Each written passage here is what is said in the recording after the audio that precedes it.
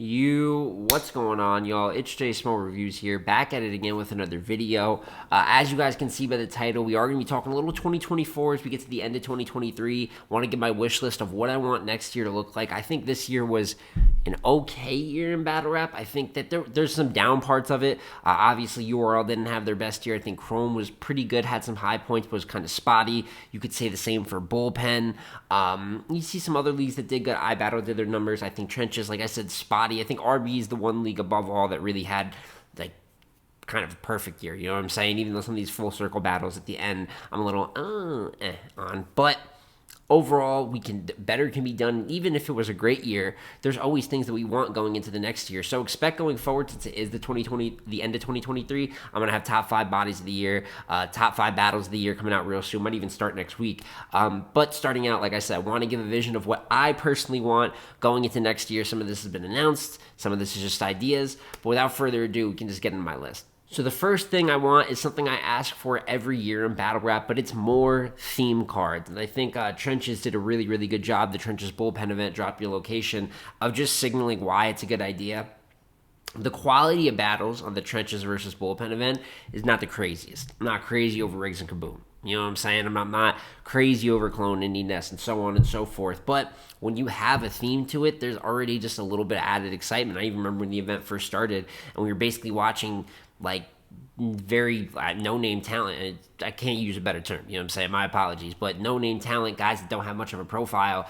I think it was like Taj Millie, I think CNG Ty. But since there was the Bullpen Trenches aspect, there is a little bit of stakes there. And overall to the event, there's a little bit of stakes. It makes it so if there's a battle people don't care about on paper, they might care about it for the theme. And it gives all the battlers a little bit of motivation, because you do get a bill collector performance. Obviously, you get the main event, which had different types of stakes, but for me, theme cards are always going to be the way to go.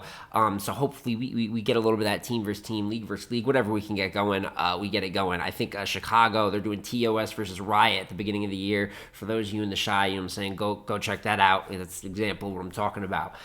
From there, we get into what I would want again, and this is particularly from URL, bring back the band one-rounder concept, where it's like the blackout concept, which is funny, because there was all this debate. Did they take it, this and that? Did they take it from KOTD? I don't know. Obviously, KOTD did it first. There's a lot of sharing ideas in Battle Rap, but whatever the fuck it is, bring it back for band. I love that one-rounder popping out concept. First of all, I think I speak for a lot of us. It's so hard to rewatch battles nowadays, man. There's so many goddamn battles. So when something's over 30 minutes, unless you're a degenerate like me, you know what I'm saying, or you're involved in the culture, it's so hard to watch a 30, 40-minute battle once, let alone twice, or give it the rewatchability that really is key in Battle Rap.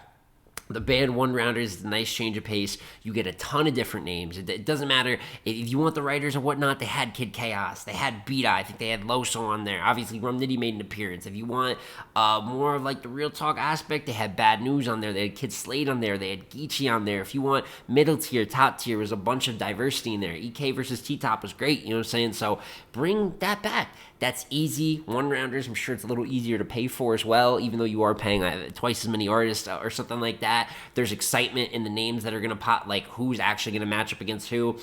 It's just easy. So I just don't. I look at what happened to Band this year and some of the things they did. Band Legacy, I thought Trez versus Swamp was great, but outside of that card was nothing. And then just the rest of the band battles that have kind of popped out at random this year haven't been that. J Mills and Cortez. You know, I rest my case. So little things that I want there. From there, we can get into really like battles that I want for the most part. And at number 5 here, it's not really ranked, it's just things I want. But Jazz versus Miss Hustle 2. This is one that I understand why it hasn't went down. I understand the lack of interest on Jazz's side for it. For the reason that she gave, she won the first one. She's going to go back-to-back probably here and win Wody in a second. So she doesn't need to do it. But, man, sometimes the thing with rematches is that when it's organic, that's when it's the most fun. Obviously, you don't want random rematches thrown together. There's nothing random about this. They're both hitting a second prime. We could say that probably Jazz is the best that she's ever been. Definitely the best that Miss Hustle's ever been. You've had this like Embiid, Jokic, you know, for my hoop fans, you know, the way that they go for MVP, it feels like every year for the last 3 or 4 years. That's what we're seeing here with Jazz and Hustle in terms of female battle rap. It just makes sense. I would have loved it on Homecoming, New York, big stages where this should happen, but no matter where it happens, heavy performative, heavy angling, storyline building there, natural competitive grudge, nothing built out of ridiculousness, and it's a battle that I would love Jazz and Coffee. I would even love Jazz and First Lady Flame. She takes those battles, I won't be mad, but please, at some point next year, we can get Jazz and Hustle the rematch. We really need it. Going into these last few things that I have, first, and this is the last one that's non-battle based. The other ones after this, it's just strictly some battles that I want, and battles that have been talked about a lot. But Fonz, Real Sick, and Jay the Nightwing, these UM1 guys, they have been used as top tiers, obviously. Both of them made some madness. I don't know if y'all can hear, you know what I'm saying, sirens out there in the background. But obviously they all, well, not all of them made Summer Madness. Sick made Summer Madness, Fonz made Summer Madness, and then Jay the Nightwing's return to battle rap has two good places to start. You got Mad Flex and KOTD. You got Geechee Gotti over here on Traffic 6.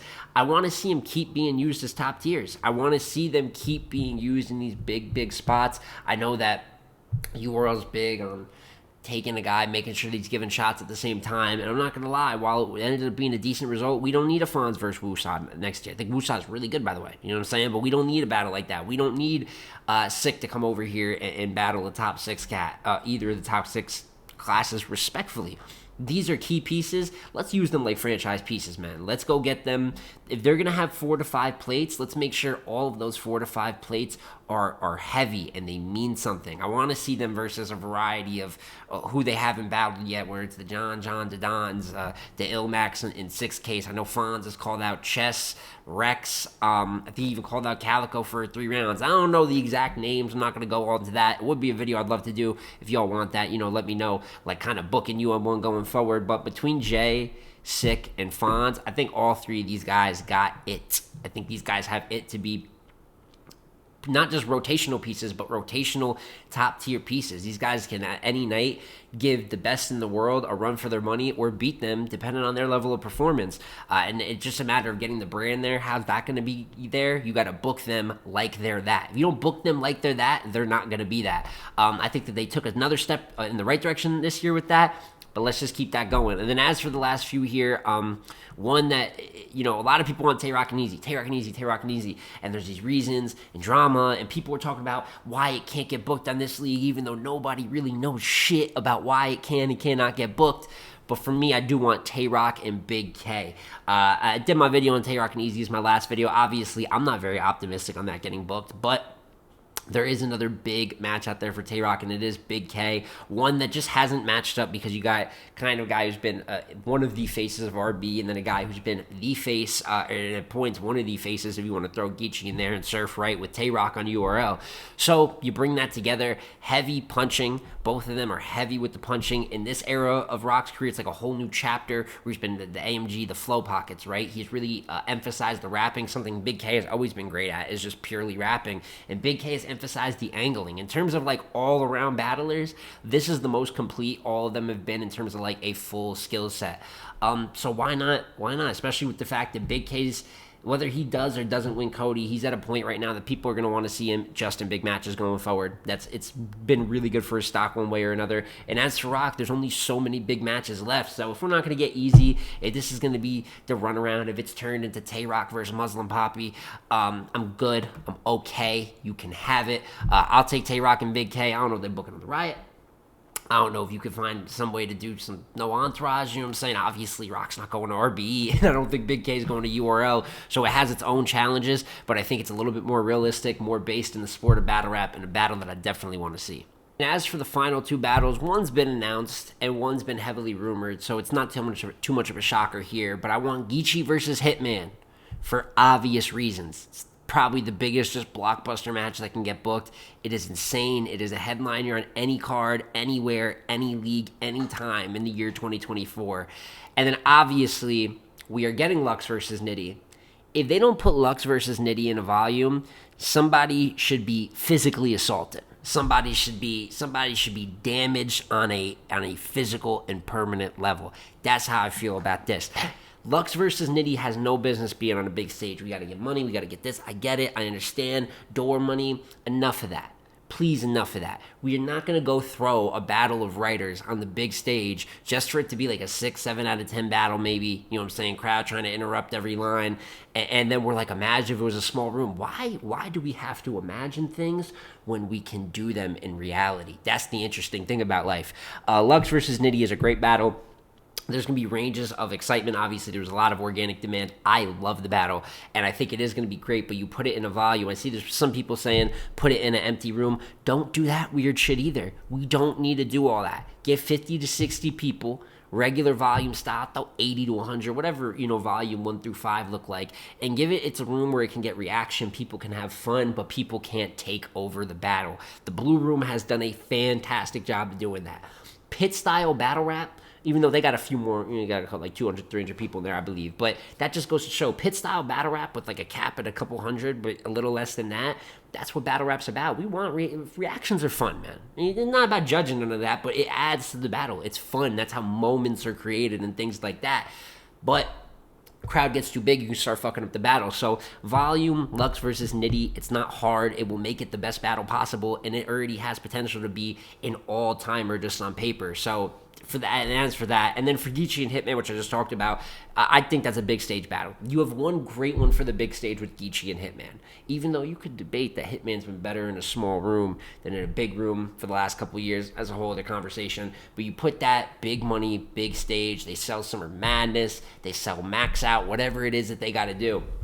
And then as for Lux and Nitti, it's going to be first quarter of the year, they announced. Give us a volume, especially if your URL. If you throw a Lux Nitti at the top of a volume headliner and just fill out that undercard properly, you want to give somebody maybe Klutz versus Danny first, you want to do top 6, whatever. You know what I'm saying? Give guys a couple looks, but then give us a couple big undercard battles and now you're right back on track. All the things of 2023, they're not all fixed, but now you start gaining the hope of people, oh, it's just an off year. You start off good, now your 2024 can be good. But for me, this is everything I want, man. I want more themed cards. I want the band event back. As for battles, Roc Big K, Jazz Hustle rematch, Geechee versus Hitman, Lux versus Nitti. These are all mega matches. If we can just get these 4, just imagine. You know what I'm saying? It just makes it easy. And then Fawn, Sick, and Jay, I think are ready to step into that role where they can take 5 to 6 important battles. They can be on one, even though a lot of them were, you know what I'm saying, but not all of them. Be on Gnome, a one-on-one Gnome, for fuck's sake. A Summer Madness. If they throw another Homecoming in there in a volume, make sure these guys are marquee, moving with all those big matchups. And now you talk about creating stars. Now guys that are on that brink all of a sudden become more and more of that household name that you want to push, and you could start using them the way that you use any other top tier. But this is just my list. I'd love to hear what you guys want to see in 2024. There's probably more stuff, but this is like the main things I talked about. If you want to talk about the booking of mid-tiers, maybe a couple other specific battlers, please let me know your thoughts in the comments down below. Let me know how you want 2024 to look and what you want to see improve in battle rap. But it's been Jay Small Reviews again, y'all. Like I said, body of the year list coming up, round of the year, all types of lists like that covering 2023. That's what's next on the slate. But like, comment, subscribe. I'm going to catch you on the next one, man. Peace.